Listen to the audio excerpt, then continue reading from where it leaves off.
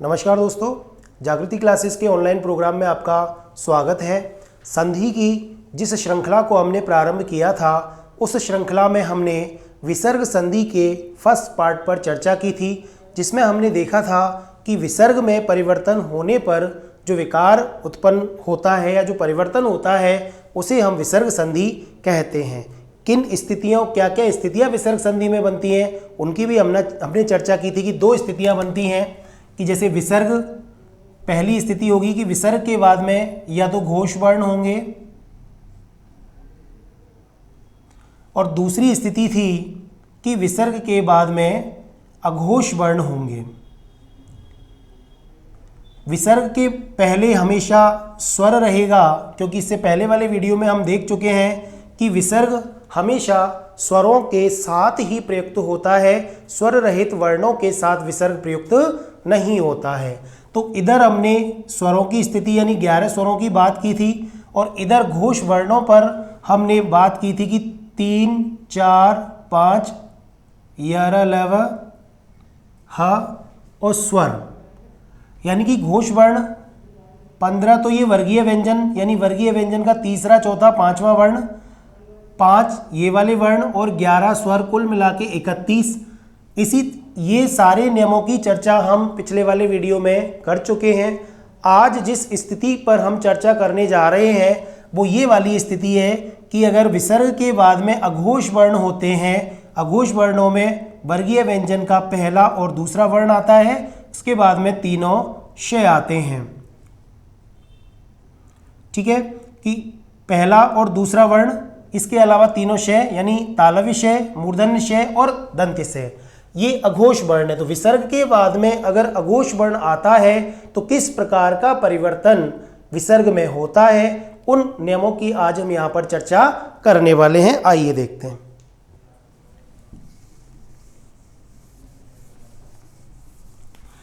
ठीक है, हमने विसर्ग संधि के दो मुख्य नियम या गोल्डन रूल की चर्चा की थी। पहले नियम की चर्चा हो चुकी है, आज ये दूसरा नियम है कि विसर्ग के बाद में अगर अघोष वर्ण आए, अघोष वर्णों में वर्गीय व्यंजन का पहला और दूसरा वर्ण और तीनों से आए, तो विसर्ग में परिवर्तन किस तरह का रहेगा। यहां पर विसर्ग या तो बदलेगा इस वाले श में, तालव्य श में, या बदलेगा मूर्धन्य श में, या बदलेगा दंत्य श में, या फिर इसके अलावा एक और स्थिति हमने बताई थी कि विसर्ग यथावत रहेगा। विसर्ग यथावत रहेगा। ये चार स्थितियां इस वाले नियम में बनेंगी।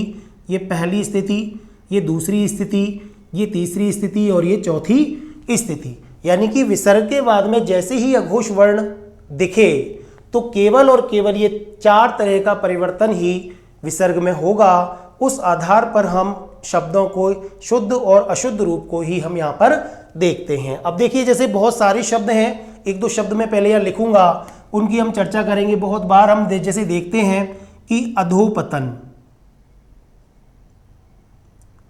ये शब्द आता है बहुत बार। कई बार ऐसे भी लिखा हुआ आता है ये अधःपतन। परीक्षा में सीधा सीधा प्रश्न पूछा जाता है कि एक तो शुद्ध और अशुद्ध रूप में कि इनमें से शुद्ध कौन सा है, अशुद्ध कौन सा है। देखने में एक बार को तो अधोपतन अच्छा लगता है, देखने में बढ़िया लगता है, लेकिन ये शुद्ध नहीं है।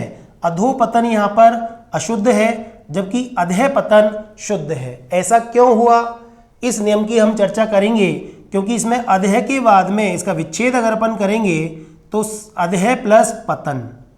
अब देखिए, पे वर्ग क्या है, पे वर्ण क्या है, ये वर्गीय व्यंजन का प्रथम वर्ण है, यानी कि ये अघोष है। तो हमें पता है कि अगर विसर्ग के बाद में अघोष वर्ण आया तो विसर्ग का परिवर्तन ये चार तरह से ही हो पाएगा। भाई ये ओ कैसे बना, ओ तो बन ही नहीं सकता, ओ तो घोष वर्ण वाले नियमों में हमने पढ़ा था। इसलिए ये पैक देख करके यानी अघोष वर्ण देख करके जैसे ही ओ हुआ, इसका मतलब ये तो गलत है। तो इसलिए यहाँ पर जब अभी नियमों की हम चर्चा करेंगे तो इसमें विसर्ग यथावत बना रहेगा, ये अधःपतन ही रहेगा। ऐसी एक शब्द है मनोचिकित्सक। देखिए हम चर्चा करते हैं, खूब बोलते भी हैं इस शब्द को, मनोचिकित्सक, साइकेट्रिक इंग्लिश में बोलते हैं मनोचिकित्सक, लेकिन ये शब्द भी अशुद्ध है। ठीक है, हमें रोजमर्रा की भाषा में हम इसको मनोचिकित्सक ही बोलते हैं, लेकिन ये शब्द भी गलत है। इसका सही रूप क्या होगा, पहले तो हम इसका सही रूप लिख देते हैं। इसका सही रूप बनेगा मनश्चिकित्सक।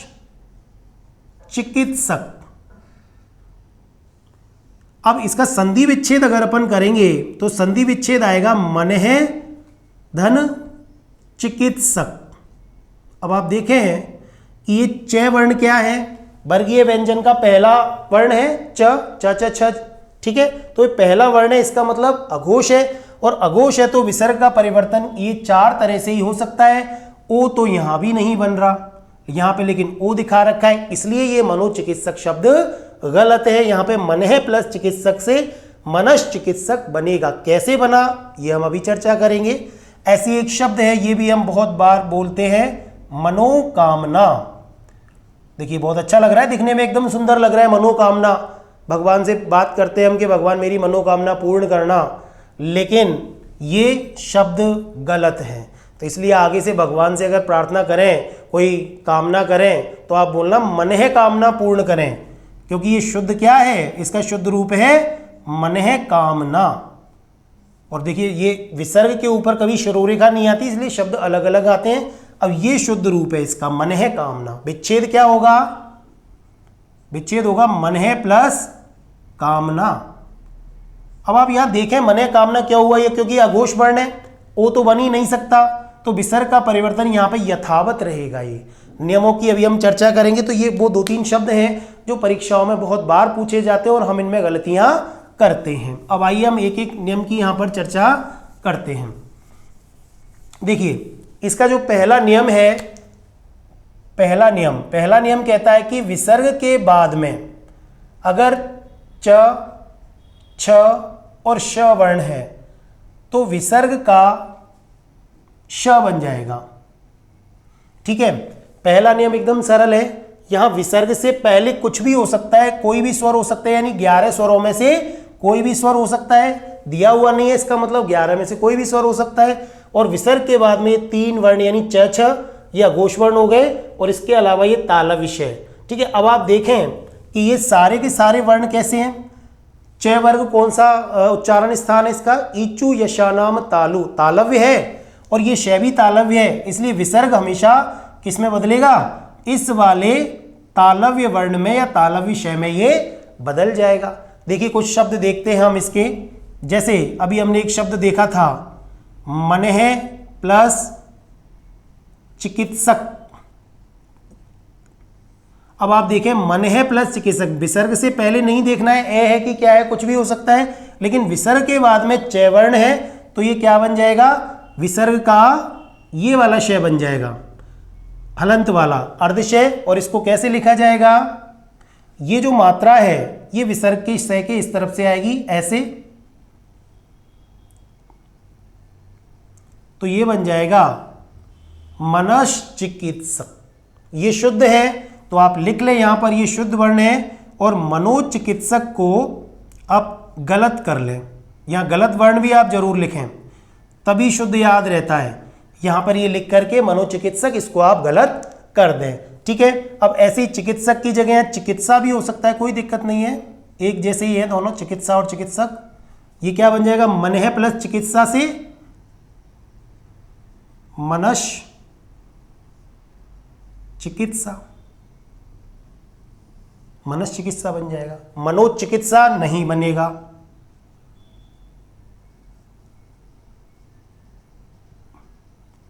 ये मनोचिकित्सा नहीं बनेगा। ठीक है, याद रह जाएगा। अब ऐसे ही देखिए एक शब्द है अंतः धन चेतना। अब च वर्ण है विसर्ग के बाद में, तो श का श बन जाएगा विसर्ग का, ये बन जाएगा अंतश चेतना। क्या बन जाएगा, ये अंतश चेतना बन जाएगा। अब देखिए जैसे ही पुनः, पुनः के बाद में क्या है, चर्या, चर्या यानी किसी चीज पर बात करना। पुनः धनचर्या से क्या बन जाएगा, पुनश्चर्या बन जाएगा। ठीक है, ऐसे ही तपह शब्द है, चर्या आ गया तो क्या बन जाएगा, क्या बन जाएगा, ये तपश्चर्या बन जाएगा। ठीक है, तो ये कुछ शब्द हैं जो जिनमें ये नियम काम कर रहा है कि विसर्ग के बाद में च छ श हो तो विसर्ग का श बन जाता है। देखिए अब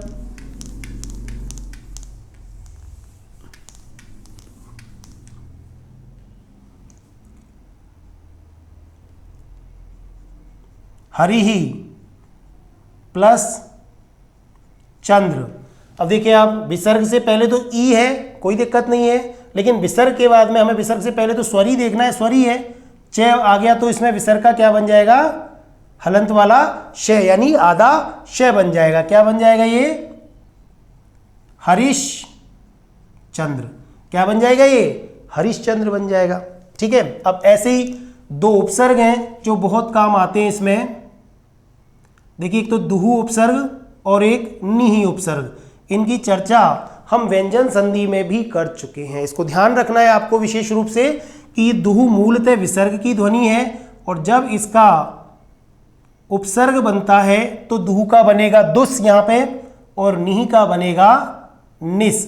वैसे दुहु में से दुर भी निकलता है, पर इस नियम में दुर काम नहीं आएगा, और निहि का निर भी निकलता है, इस नियम में काम नहीं आएगा, इसलिए इनको यहाँ पे ना लिखें आप, कंफ्यूजन हो जाएगा नहीं तो।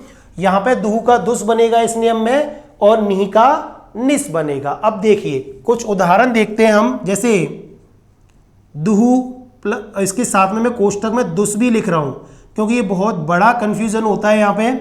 अब देखिए चक्र, दुहु प्लस चक्र, विसर्ग संधि है क्योंकि विसर्ग का शब्द है। क्या बन जाएगा ये, विसर्ग के बाद में च है तो विसर्ग का श बन जाएगा, आधा दुष्चक्र बन जाएगा। अब जब आपको ये सवाल डायरेक्ट यही पूछे कि दुष्चक्र में कौन सी संधि है, तो प्राथमिकता देंगे हम, यानी पहले नंबर पे करेंगे विसर्ग संधि, और द्वितीय नंबर पे, दूसरे नंबर पे करेंगे इसमें व्यंजन संधि। ठीक है, यानी प्राथमिकता विसर्ग संधि को देंगे, और इसका विसर्ग के हिसाब से, विसर्ग संधि के हिसाब से जो अपन इसका संधि विच्छेद करेंगे तो इसका बनेगा दुहु प्लस चक्र, और व्यंजन संधि के हिसाब से अगर अपन इसका संधि विच्छेद करेंगे तो इसका बनेगा दुस प्लस चक्र। अब आप याद करो, व्यंजन संधि में हमने से का तालव्यीकरण वाला नियम पढ़ा था कि से के बाद में च छ श हो तो से का तालव्य श बदल जाता है, तो दुष्चक्र बन जाएगा ये। ठीक है, अब लेकिन अगर वो उपसर्ग पूछता है, इस शब्द में उपसर्ग कौन सा है दुष्चक्र में, तो इसमें से सीधा का सीधा आप उपसर्ग निकालेंगे दुस।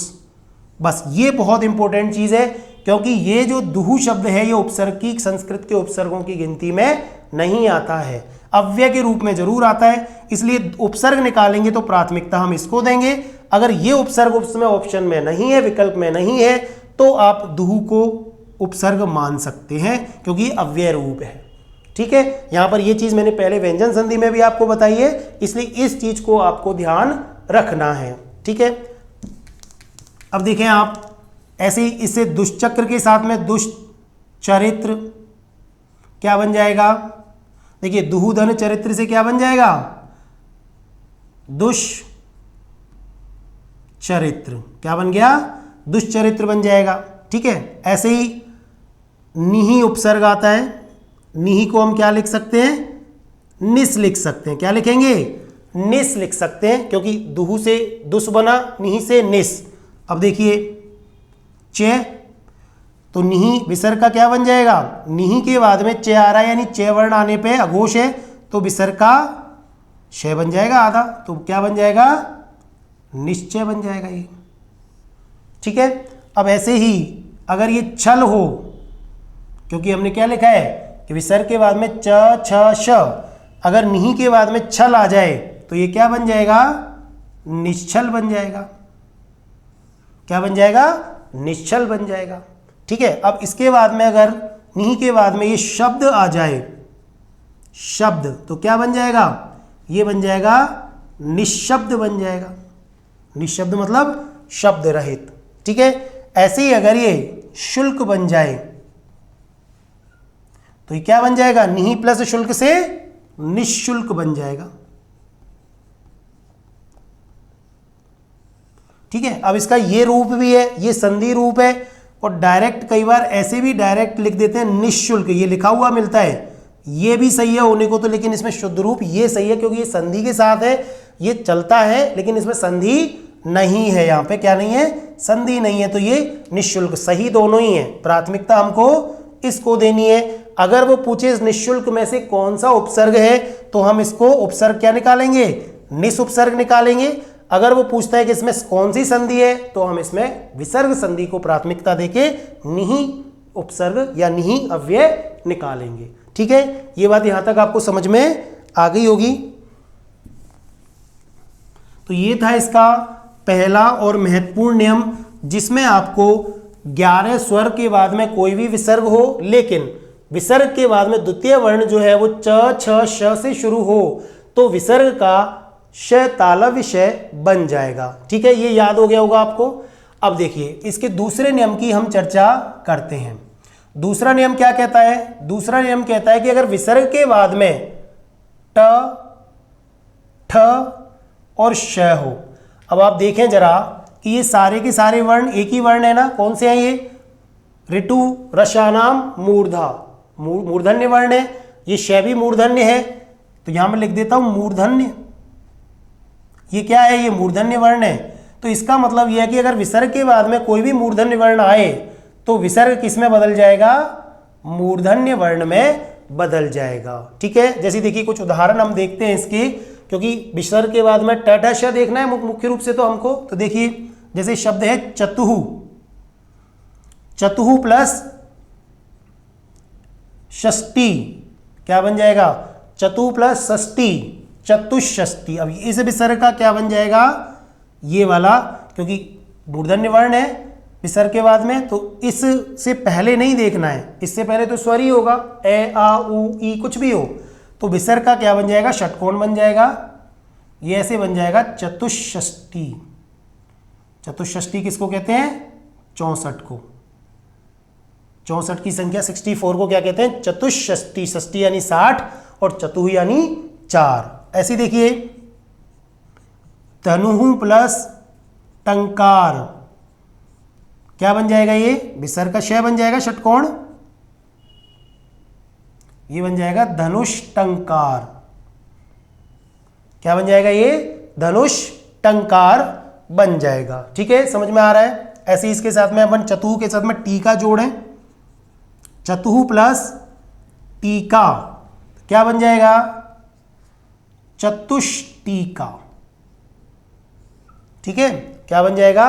चतुष्टीका। कम शब्द मिलते हैं इस नियम के, ये भी इंपॉर्टेंट नियम है कि विसर्ग के बाद में अगर ट ठ श आए, मूर्धन्य वर्ण आए, तो विसर्ग किसमें बदल जाएगा? मूर्धन्य श में बदल जाएगा। ठीक है, यहां तक समझ में आ गया होगा। इसका तीसरा जो नियम है वो देखते हैं। अब देखिए तीसरा नियम क्या कह रहा है? तीसरा नियम ये कह रहा है कि अगर विसर्ग के बाद में चेछ हो गया, टेठ हो गया और तैथे बचे, अभी मूर्धन, देखो एक श तो ये बन गया, हमने देखा है परिवर्तन, ये वाला परिवर्तन हुआ, अब ये वाला परिवर्तन हमने देख लिया मूर्धन्य श में, अब ये वाला बचा। तो लितु लसानाम दंता, तैवर्ग जो होता है वो दंत्य होता है, तो तैवर्ग के दोनों प्रारंभिक अक्षर यानी त और थ, तथा और से वाले शब्द भी अगर आए, विसर्ग के बाद में त थ स के शब्द आए, यानी ये कौन से हैं? दंत्य वर्ण है। कौन से वर्ण है? ये दंत्य वर्ण है। तो ये विसर्ग अपने दंत्य से में ही बदल जाएगा। ठीक है, किसमें बदल जाएगा? दंत्य से में बदल जाएगा। जैसे देखिए कुछ उदाहरण, मनहे प्लस तरंग, मनहे प्लस तरंग। अब देखिए विसर्ग से पहले तो अपन को नहीं देखना है क्या है, विसर्ग के बाद वाला जरूर देखना है। तो विसर्ग संधि में आप इस चीज का ध्यान रखना कि विसर्ग के बाद में जो वर्ण आ रहा है सबसे पहले उसका हमें पता लगाना है कि वो वर्ण घोष है या अघोष है, उस हिसाब से हम उसके परिवर्तन करेंगे। अगर घोष है तो रे बनेगा, ओ बनेगा या लोप हो जाएगा। अगर अघोष वर्ण है तो उसमें परिवर्तन इस 4 तरह से होगा, या तो तालव्य विषय बनेगा, या मूर्धन्य विषय बनेगा, या दंत से बनेगा, या विसर्ग यथावत रहेगा। देखिए मनः तरंग क्या बन जाएगा? मनस, क्योंकि इस विसर्ग का क्या बनेगा? से बनेगा आधा, तो ये बन जाएगा मनस तरंग। क्या बन जाएगा? ये मनस तरंग। अब देखिए जिस तरंग के साथ में क्या हो, तप, मन है प्लस तप हो तो क्या बन जाएगा ये, मनस तप। अगर ये ताप हो तो क्या बन जाएगा, मनस ताप। अगर ये तिमिर हो तो क्या बन जाएगा, मनस तिमिर। तिमिर यानी होता है अंधकार, मन में चलने वाला उठने वाला अंधकार। तो इस तरह ये विसर्ग के बाद में तय वर्ण के शब्द आएंगे तो से विसर्ग का क्या बन जाएगा, से बन जाएगा आधा। ठीक है, इस तरह ये आ जाएगा। ऐसी एक शब्द है नमः, बहुत अच्छा शब्द है, परीक्षाओं में कई बार पूछा जाता है, नमः प्लस ते। अब विसर्ग का क्या बनेगा, यहाँ से बनेगा तो ये शब्द बन जाएगा नमस्ते। नमः प्लस ते से क्या शब्द बन जाएगा, नमस्ते। अब देखिए ऐसे एक शब्द है शिरः। अब ये विसर्ग संधि के कुछ शब्द हैं, इनको आपको ध्यान में रखना है, क्योंकि जैसे ही अगर इस तरह का शब्द आपको नजर आए तो एक बार आपको ध्यान इन शब्दों से शुरू होने वाले शब्दों में, जैसे मन है, नमः है, शिरः है, दुहु, निहि, है ना, यशः, इन शब्दों में ध्यान रखना पड़ेगा कि इनमें विसर्ग संधि होने की संभावना रहती है, ज़्यादातर विसर्ग संधि रहती है। शिरः प्लस त्राण, देखिए अच्छा शब्द है, त्राण का मतलब होता है रक्षक। देखिए अब ये अच्छा शब्द इसलिए है कि यहाँ तो विसर्ग है, लेकिन यहाँ त्रैवर्ण तो हमने देखा नहीं है, त्रैवर्ण तो हमने इनमें देखा ही नहीं है। हमने तो पहला और दूसरा वर्ण और शेष पढ़ा है, त्रय तो आया ही नहीं है, तो संयुक्त वर्ण है। तो हमें पता है कि त्रय में दो वर्ण है, कौन से, त और र। ठीक है, अब देखें आप, तय आ गया, इसका मतलब विसर्ग किस में बदल जाएगा, से में बदल जाएगा। तो शब्द क्या बन जाएगा, शिरस त्राण, ये बाद में एज इट इज आ जाएगा। शिरस त्राण का मतलब होता है, शिरह का मतलब होता है सिर और त्राण का मतलब होता है रक्षक, यानी सिर की रक्षा करने वाला, जिसको हम हेलमेट कहते हैं, ठीक है, या कवच कहते हैं, सर का कवच, वो शिरस्त्राण हो जाएगा। यहां पे ये शब्द इस तरह बन जाएगा। देखिए कुछ शब्द और हैं, दुहु, दुहु शब्द से बनने वाले शब्दों में अच्छा शब्द है दुहुदन तर, ये कई बार परीक्षाओं में पूछा जाता है, दुस्तर। ठीक है, दुहुदन तर से क्या बनेगा, विसर्ग का से बन जाएगा तय की वजह से, तो ये क्या बन जाएगा, दुस्तर बन जाएगा। ऐसे ही अगर यहां से वर्ण हो,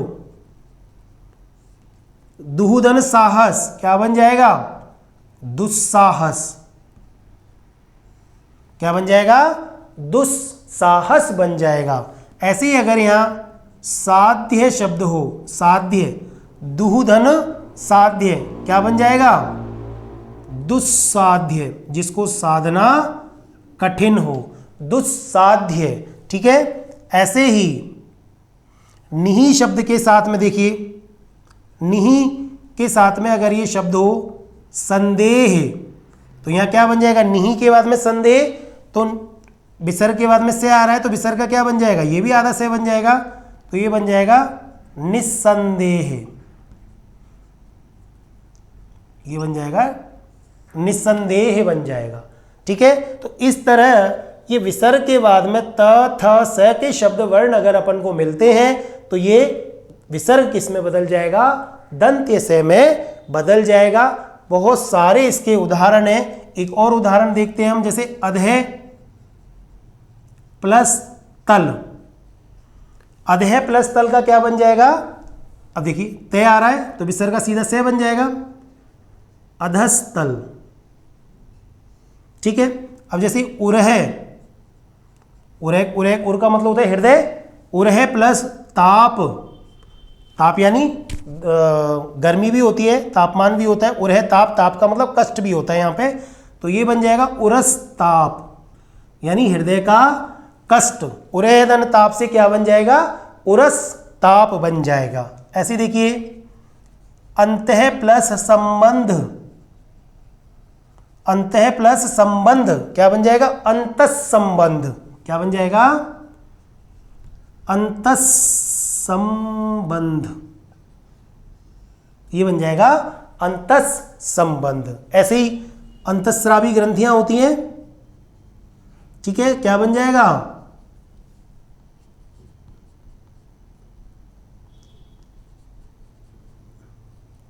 अंतःस्रावी।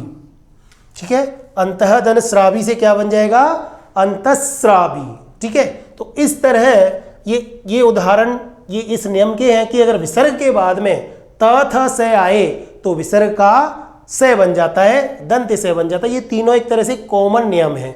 ठीक है, यहां तक आपको आ गया होगा समझ में।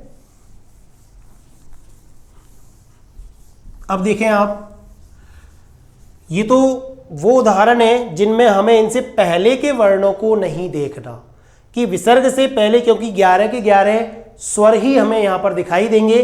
उसके बाद में च देखना है तो श बन जाएगा, ट श देखना है षटकोण वाला मूर्धन्य श बन जाएगा, त से आएगा तो विसर्ग का ये दंत्य से बन जाएगा। अब जो इसके बाद में जो 5वां नियम है वो थोड़ा इंपॉर्टेंट है। अब कैसे इंपॉर्टेंट है कि अगर विसर्ग के पहले भी देखना है, यहाँ पे हमें विसर्ग के पहले अगर ए और आ है और विसर्ग के बाद में अगर क ख और प फ वर्ण आए, ठीक है, अगर विसर्ग के पहले ए आ जाए और विसर्ग के बाद में क ख पे फे वर्ण आ जाए तो यहाँ पर विसर्ग का क्या बन जाएगा, से बन जाएगा। परिवर्तित केवल विसर्ग ही होगा, यानी परिवर्तन केवल और केवल विसर्ग में ही होना है। बहुत इंपॉर्टेंट नियम है इसमें, आप ये ध्यान रखें इस चीज को कि विसर्ग से पहले भी हमें देखना है और विसर्ग के बाद में भी हमें देखना है। क्योंकि एक और नियम है जो इसी से संबंधित है, इस जैसा ही है, उसमें हमें देखना है कि ए आ से भिन्न स्वर आना चाहिए और बाद में ये आए जब वो बदलेगा षटकोण में। चलो अपन ऐसा करते हैं, उसको भी इसके बाद में लिख देंगे। ओके, पहले इसके अपन कुछ नियम पढ़ते हैं। जैसे देखिए, नमः धनकार, बहुत अच्छा शब्द है, बहुत बार परीक्षा में पूछा जाता है। कै वर्ण है हमें पता है, अघोष है और अघोष वर्ण है, तो इन चारों में से ही कोई परिवर्तन होने वाला है यहाँ पे, इसके अलावा कोई परिवर्तन नहीं होगा। अब ये चारों परिवर्तन होंगे तो होगा, ये विसर्ग बदलेगा किस में? ये नियम ये कहता है कि विसर्ग से पहले देखना है ए है या आ हो, तो कै पे बाद में हो, क्या आ रहा है तो ये से में बदलेगा। तो हमें इसको क्या लिखना पड़ेगा, नमस्कार। ठीक है, क्या लिखेंगे, नमस्कार लिखेंगे। बोलते कई बार हम नमस्कार है, गलत बोलते हैं, नमस्कार होना चाहिए ये। ठीक है, ऐसे ही अगर ये कृत शब्द आ जाए, नमहदन कृत से क्या बन जाएगा, नमस्कृत। कोई दिक्कत नहीं, क्या बन जाएगा ये, नमस्कृत बन जाएगा। ऐसे ही एक शब्द है तिरह, तिरह, तिरह धन कार, वही नियम काम कर रहा है। विसर्ग से पहले ए है, विसर्ग के बाद में कै है तो से बन जाएगा विसर्ग का, ये बन जाएगा तिरस्कार। क्या बन जाएगा, तिरस्कार। अगर ये कृत हो तो यहां क्या बन जाएगा, तिरस्कृत बन जाएगा, तिरस्कृत बन जाएगा। क्या बन जाएगा, तिरस्कृत बन जाएगा। समझ में आ रहा है यहाँ पे? अब देखिए, ऐसे ही पुरह, हमने क्या कहा, कै खे पे फे, हमने पुरह सॉरी परह प्लस पर, अगर ये शब्द हो परह प्लस पर तो क्या बन जाएगा, इसका बन जाएगा परस्पर। ठीक है, ये भी एग्जाम में पूछा गया है। परह धन पर से क्या बन जाएगा, ये बन जाएगा परस्पर। ठीक है, ये आगे बात समझ में, एकदम सरल उदाहरण है, कई बार एग्जाम में पूछा गया है। अब देखिए, जैसे एक शब्द है वाचः, वाचक किसको कहते हैं, वाणी को। ये वाक से ही बना है, वाचः, हमने पढ़ा है ना व्यंजन संधि में, वाक यानी वाणी, उसी से बना हुआ है वाचः। वाचः प्लस पति, विसर्ग से पहले ए है, विसर्ग के बाद में पे आ रहा है, कै ख पे फे, तो क्या बन जाएगा, ये बन जाएगा वाचस्पति। क्या बन जाएगा ये, वाणी का पति, बृहस्पति को कहते हैं वाचस्पति, तो ऐसे बृहस्पति भी बन जाएगा। व्रीहि धन पति, क्या बन जाएगा, ये बन जाएगा बृहस्पति बन जाएगा। ठीक है, ऐसे ही देखिए, भा धन कर, देखिए विसर्ग से पहले आ रहा है और विसर्ग के बाद में क्या आ रहा है, भा का मतलब क्या होता है, भा का मतलब होता है दिन, कर यानी करने वाला, तो ये क्या बन जाएगा, विसर्ग का से बन जाएगा, तो बन जाएगा भास्कर। ये बन जाएगा भास्कर। दिन करने वाला कौन करता है, दिन, सूर्य को कहते हैं भास्कर, सूर्य का पर्यायवाची है, तो ये क्या बन जाएगा, भास्कर बन जाएगा। समझ में आ रहा है यहाँ पे? देखिए, ऐसी कुछ और उदाहरण है, जैसे यश है प्लस देखिए यशः प्लस कर, यशः यश को करने वाला, यशः प्लस कर से क्या बन जाएगा, विसर्ग का क्योंकि क्या बनेगा, से बनेगा, तो ये बन जाएगा यशस्कर, यशस्कर। ऐसे ही श्रेय धन कर, विसर्ग से पहले यह है तो क्या बन जाएगा,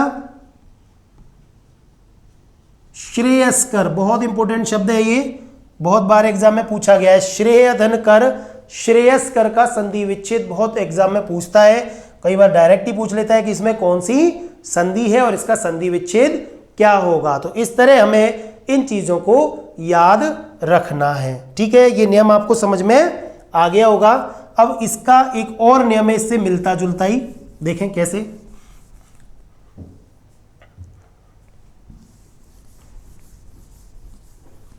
वो नियम क्या कहता है, वो ये नियम कहता है, पांचवा नियम है ये, वही नियम कहता है कि विसर्ग से पहले, यानी विसर्ग से पहले ई या उ, या फिर अपन ऐसे कह देते हैं ए आ से भिन्न, क्या लिख देंगे इसको, ए आ से भिन्न स्वर। विसर्ग से पहले ई और उ या ए आ से भिन्न स्वर हो, और विसर्ग के बाद में क्या हो, ये क ख प फ, क्योंकि अभी तक तो हमने देखा है ए और आ, तो अगर मान लो ए आ के अलावा कोई स्वर आए या ई और उ आए तो क्या परिवर्तन होगा, परिवर्तन ये होगा कि अब विसर्ग इस शय में ना बदल करके इस मूर्धन्य शय में बदलेगा, इस मूर्धन्य शय में बदलेगा। किसमें, कै खे पे। अब देखो यहां भी कै खे पे फे है, यहां भी कै खे पे फे, अंतर केवल इतना है कि यहां विसर्ग से पहले ए और आ है तो बदल रहा है ये दंत शय में।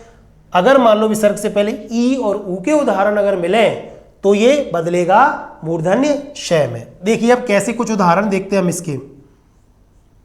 निही, और इसको क्या लिख सकते हैं हम, निस लिख सकते हैं। देखिए निही के बाद में कैखे पैफे वाले अगर वर्ण आए, जैसे कपट, निही प्लस कपट, क्योंकि ये तो कैखे पैफे है लेकिन विसर्ग से पहले क्या है, ई है, तो हमें देखना है इसमें षटकोण वाला बनेगा, क्या बन जाएगा ये, निष्कपट, ये बन जाएगा निष्कपट। ऐसे ही अगर इसमें कलुष शब्द हो, कलुष यानी कालापन, कालिमा से संबंधित है, तो ये बन जाएगा निष्कलुष। और देखिए यहां पे निही का मतलब क्या निकल रहा है, रहित, बिना, यानी कपट के बिना निष्कपट हो गया। कलुष कालिमा यानी निष्कलुष का मतलब एकदम साफ सुथरा, ठीक है, तो ये बन जाएगा निष्कलुष। अब ऐसे ही कंटक, निष्कंटक, कंटक का मतलब होता है कांटे, कांटों वाला, है ना। निही प्लस कंटक से निष्कंटक बन जाएगा, निष्कंटक, इसका मतलब बिना कांटों का, एकदम साफ सुथरा, कोई कांटे नहीं, जिसके कहते हैं ना कांटों का ताज, और निष्कंटक यानी बिना कांटों का ताज आराम से मिला हुआ। तो निही के बाद में अगर ये कै वर्ण के स्वर आए, इससे पहले ई है, इसलिए ये विसर्ग किसमें बदल रहा है, षटकोण में बदल रहा है। ठीक है, कुछ और उदाहरण भी हम देख सकते हैं, जैसे निही के बाद में प्रयोजन शब्द है, क्या बन जाएगा, देखिए विसर्ग से पहले ई है, पे वर्ण आ रहा है, तो ये किसमें बदल जाएगा, षटकोण में बदल जाएगा, निष्प्रयोजन, यानी बिना प्रयोजन के या प्रयोजन रहित, निष्प्रयोजन बन जाएगा। ऐसे ही अगर फल शब्द हो तो ये बन जाएगा निष्फल। ठीक है, अगर इसमें से वो उपसर्ग पूछे, ध्यान देने की चीज है, अगर इसमें से वो उपसर्ग पूछे, हो सकता है आपको इस तरह का भी ऑप्शन दे दे, हो सकता है आपको इस तरह का भी ऑप्शन दे दे, हो सकता है आपको सिंपल नहीं दे दे, हो सकता है बिना विसर्ग वाला नहीं दे दे, तो क्या निकलेगा इसमें से, अगर निष्फल में से कौन सा उपसर्ग है वो पूछे, तो इनमें से तो चारों में से कोई सा नहीं है, कौन सा आएगा, उपसर्ग पूछ रहा है, तो ये वाला उपसर्ग को हम प्राथमिकता देंगे। अगर ये नहीं दे रखा तो हम किसको करेंगे, निही को करेंगे, क्योंकि ये और ये तो कोई शब्द होता ही नहीं है, और इस वाले नी का यहाँ पे कोई मतलब नहीं है, तो यही आंसर बचता है। इन दोनों को तो आप कभी भी उपसर्ग में और संधियों में इन शब्दों को कभी ध्यान मत देना, इस तरह के कोई शब्द होते नहीं है, ठीक है, बनते जरूर है शब्दों के साथ में, जैसे निःशुल्क है ना, पर ये निकलता नहीं है कभी भी, या तो नहीं निकलेगा या निस निकलेगा। ठीक है, तो उपसर्ग में निस करेंगे और विसर्ग संधि पूछता है तो नहीं करेंगे इसमें। ठीक है,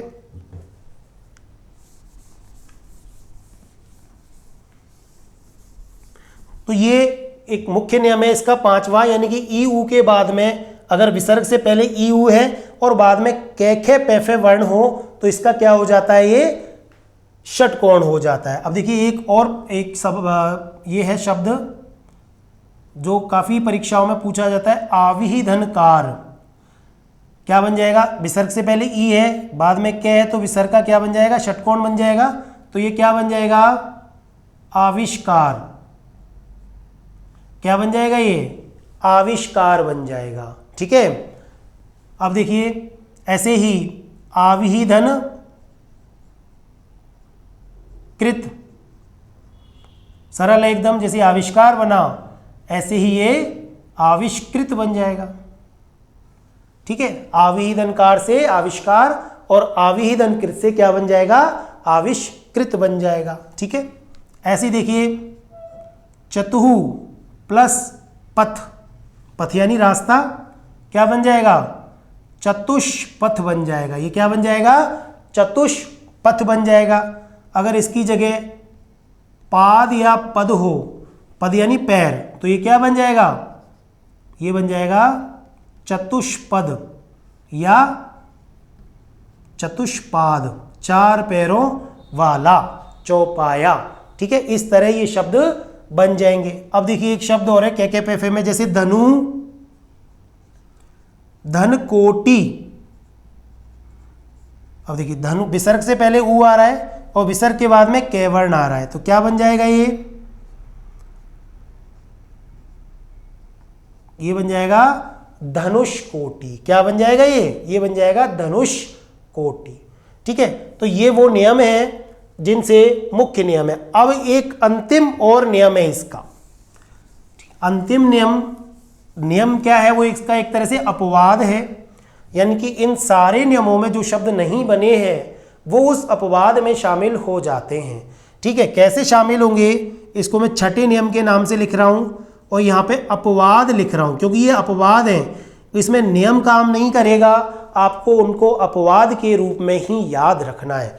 कैसे याद रखना है कि अगर विसर्ग के बाद में ये क ख और प फ वर्ण आए, विसर्ग से पहले नहीं देखना है कोई भी स्वर है, क्योंकि वो प्रचलित शब्द है ऐसे जिनमें ये वर्ण बाद में आते हैं, उसके पहले कोई भी स्वर आ सकता है, परंतु वहां विसर्ग यथावत रहता है। अभी तक तो यहाँ पर विसर्ग सब में चेंज हुआ है, बदला है, या ताला विषय में या मूर्धन्य में या दंत में या दंत में या मूर्धन्य में, लेकिन यहाँ पर विसर्ग बदलेगा नहीं, विसर्ग कैसा रहेगा, यथावत रहेगा। इस वाले नियम में विसर्ग नहीं बदलेगा, विसर्ग यथावत रहेगा। नियम क्या है, नियम क्या है, अपवाद है। आपको बहुत अच्छे तरीके से इसको याद रखना है, क्योंकि कई सारे सवाल और ज़्यादातर सवाल अपवाद से ही एग्जाम में पूछे जाते हैं। एक दो शब्दों की मैं पहले भी चर्चा कर चुका हूँ, जैसे देखिए हमने देखा मन है प्लस कामना। अब आप एक बार, ये नियम मैंने सारे इसलिए लिख रखे हैं ताकि आप इन नियमों के हिसाब से एक बार इसको देखें क्या बनना चाहिए। मन है, विसर्ग से पहले है, विसर्ग के बाद में कै है, विसर्ग से पहले ए आ रहा है और विसर्ग के बाद में कै है। आपके हिसाब से तो इस नियम से क्या बनना चाहिए, से बनना चाहिए, मनस्कामना। भाई अगर नियम देखें हम अघोष वाले, ये गोल्डन रूल वाले ये नियम, जब तो बनना क्या चाहिए, मनस्कामना बनना चाहिए, लेकिन ये नहीं बनेगा। और मनोकामना जो कि प्रचलित शब्द है वो भी नहीं बनेगा। भाई हम बोलते मनोकामना, ये भी रहेंगे, तो क्या बनेगा, ये एज इट इज रह जाएगा, यानी कि ये मन है कामना ही रहेगा। बस इसका मतलब ये सही है और ये अपवाद है, क्योंकि बोलचाल की भाषा में ना तो इससे मनस्कामना बनेगा ना मनोकामना बनेगा, ये तो बिल्कुल ही नियमों के खिलाफ है। तो शब्द क्या बनेगा, मन है कामना, जो कि इसका अपवाद है और बहुत बार ये संधियों में पूछा गया है। ठीक है, ऐसे ही एक शब्द है तप है धन पूत। अब देखिए विसर्ग से पहले कुछ भी हो, लेकिन विसर्ग के बाद में पैवर्ण आ रहा है, तो ये क्या रहेगा, तप है पूत। क्या रहेगा शब्द ये? तपह पूत रहेगा। बहुत बार एग्जाम में पूछा गया है। ऐसे ही अगर ये शब्द है पय पान, तो ये पय पान का क्या बनेगा? कोई चेंज नहीं होगा, पयस पान नहीं बनेगा। भाई विसर्ग के हिसाब से तो क्या बनना चाहिए? विसर्ग से पहले है, फिर बाद में ये बनना चाहिए पयस पान, लेकिन नहीं बनेगा, ये बनेगा सिंपल पय पान। ऐसे ही रजह प्लस कण, रजोकण, बहुत बार हम देखते हैं ऐसा रजोकण शब्द मिलता है लिखा हुआ, लेकिन गलत है वो। ये सिंपल ही रहेगा, रजह कण ही रहेगा ये। ठीक है, आप इसमें रजोकण लिख के उसको गलत लिख लें, गलत कर ले यहाँ पे, क्योंकि कई बार परीक्षाओं में रजोकण शब्द ही दे देते हैं। रजह प्लस कण बराबर रजोकण, हमें ध्यान ही नहीं रहता और हम इसको सही कर देते हैं। इसलिए रजह कण को तो सही लिख लो सामने और इसको रॉन्ग करके लिख लो ताकि हमें याद रहेगा। ऐसे ही देखिए प्रातः प्लस काल, ठीक है, क्या बनेगा? प्रातोकाल नहीं बनेगा, प्रातःकाल नहीं बनेगा, सिंपल रहेगा ये प्रातः काल, ये ऐसे ही रहेगा। ठीक है, ऐसे एक शब्द है अंतःपुर, अंतः धन पुर, क्या बनेगा? अंतस्पुर नहीं बनेगा, ये अंतःपुर ही रहेगा। क्या रहेगा? अंतःपुर ही रहेगा। ऐसे ही अंतः प्लस करण, क्या बनेगा? अंतःकरण ही बनेगा। ये क्या बनेगा? अंतःकरण ही रहेगा। इसमें कोई अंतस्करण इत्यादि, क्योंकि ए के बाद में कैसे अंतस्करण बनना चाहिए इस नियम के हिसाब से, लेकिन नहीं बनेगा क्योंकि अपवाद है अंतस्करण। ऐसे ही अधः प्लस पतन, तो क्या बनेगा? ये अधोपतन नहीं बनेगा, ये अधः पतन ही रहेगा। ये शब्द क्या रहेगा? अधः पतन ही रहेगा। यहाँ आप अधोपतन लिख करके उसको और गलत कर लें ताकि याद रहेगा। अगर ये गति होता, जब तो अधः प्लस गति से अधोगति बन जाता, क्या बन जाता?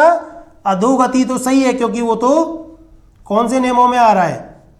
पहले वाला जो मुख्य नियम पढ़ा था इससे पहले विसर्ग के बाद में घोष वर्ण वाला, क्योंकि ये तो घोष वर्ण है, तो ये तो अधः प्लस गति से तो अधोगति बन जाएगा। ठीक है, लेकिन अधः प्लस पतन से अधोपतन नहीं बनेगा, ये अधः पतन ही रहेगा। ठीक है, तो ये कुछ शब्द हैं जो परीक्षाओं में बार बार पूछे जाते हैं। तो दोस्तों आज ये विसर्ग संधि हमारी कंप्लीट हो चुकी है। संधि की जो श्रृंखला हमने शुरू की थी उसमें संधि पूरी कंप्लीट हो चुकी है। एक बार आप सारे वीडियो देखें और कोई भी समस्या हो तो आप हमारे कमेंट बॉक्स में लिख करके, कोई सवाल समझ में नहीं आ रहा हो तो आप पूछ लें। Thank you.